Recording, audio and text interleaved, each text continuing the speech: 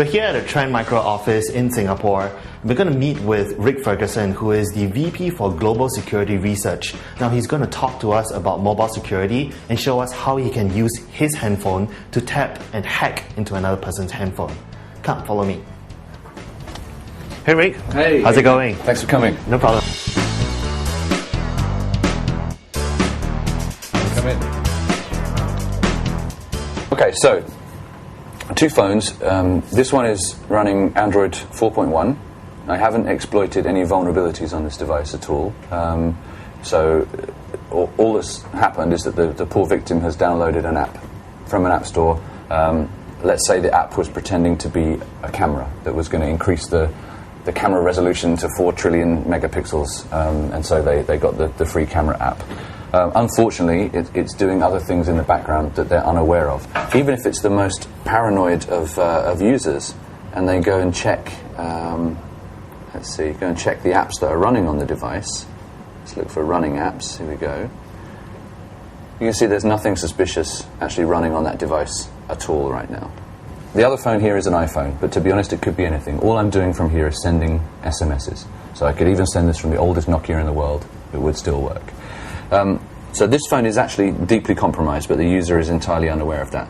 So if we simply send a message to that phone that just says, "This is your master." So it's gone from there. You'll notice there's no notification on this phone that any message has arrived. I'm hoping that the mobile signal is good enough. But what has happened is a balance just went down on that phone. So obviously if this was a contract phone, you wouldn't even get a message that the balance just went down. The reason the balance went down is because the phone sent me a reply. It says, "I'm ready to serve you." So if we go into the messages on this device, there's been no messages received other than one from my UK service provider telling me that I'm abroad. But none of this is your master stuff has been received because the malicious app is intercepting those text messages and making sure that it acts on them but doesn't display them to the end user. So now that we know we have control over that device, we can send other commands. So for example, we could send, if I could type upside down effectively,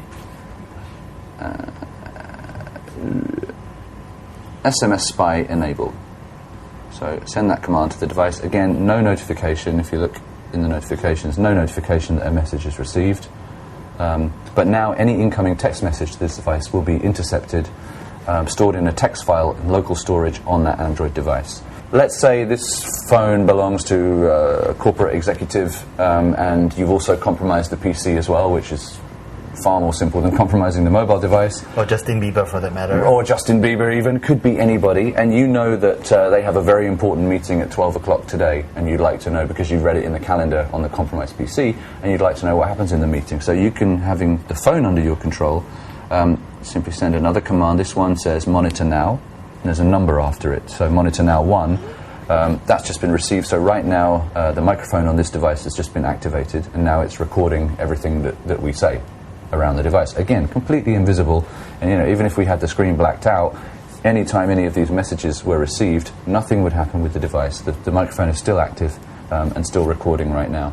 There are other commands to activate the camera, take video footage, take photo stills, and so on. So if it comes to a point where I think, okay, I've got the information that I want from that phone right now, I've got a day's worth of text messages, I know there's been some phone calls, I turn the microphone on, I have a bunch of data, it's time for me to retrieve that data. I can simply send another command to the compromised device, if I can remember upside down where the keys are. It just says upload files. So now what the compromised device is doing is taking, in this example, that 1 minute of audio data and anything else that was received at the time. So the message was just received. So now it's packaging it up into a zip file, uploading it to a website, and when it's done, it will send back a text message to the controlling handset with a URL where we can simply go and download all of that stolen information. There you go. So you can see the balance has gone down again on that time. That's because it's just sent another text message. And this text message here says uploaded, file download URL, file delete URL.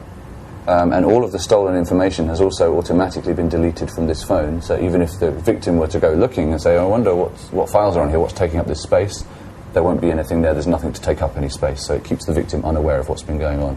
So what we'll do now is we'll get a web browser up on the laptop and go to this URL just to demonstrate that this is not a lot of hocus pocus and it's the right audio of me talking just now. Okay, so we're going to go to that same URL, sendspace.com. Now, there's nothing illegal or bad about Sendspace. It's just a file where you can a site where you can upload and download files. LCYHNJ. And if you like, we can leave this URL active for your readers or viewers. And we'll go look in my downloads. There it is.